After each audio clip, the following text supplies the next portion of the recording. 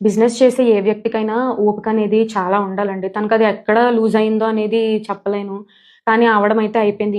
ఎటువంటి పరిస్థితుల్లోనూ ఓపిక అనేది నశించకూడదు. ఆ రకమైన మాటలు ఎవరిని అనకూడదు అని అంటారు. కరెక్టే, నేను కాదనట్లేదు. కానీ జరగడం జరిగిపోయింది. అది చాలా తప్పు, ముమ్మాటికి తప్పు. ఎవరెవరైతే ఫ్యామిలీస్ తన ద్వారా బాధపడ్డారో వాళ్ళందరి ఫ్యామిలీస్‌కి మా ఫ్యామిలీ తరపు నుంచి నేను క్షమాపణ అడుగుతున్నానండి.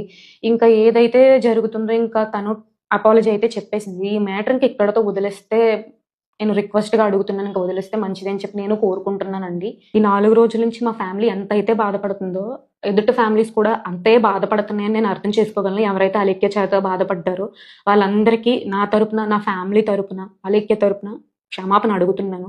ఈ విషయాన్ని ఇంక ఇక్కడితో ఆపేయండి దయచేసి కోరుకుంటున్నాను. ఇప్పుడు ఈ 4 రోజుల నుంచి తన పేరు మీద ఏవైతే ట్రోల్స్ జరిగినాయో, అది తన జీవితంలో మాసిపోలేని మచ్చగా మిగిలిపోతది. తను ఏ విషయం గురించి ఆలోచించినా రేపొద్దున్న ఇన్ని సంవత్సరాల తర్వాతైనా ఆ విషయం తను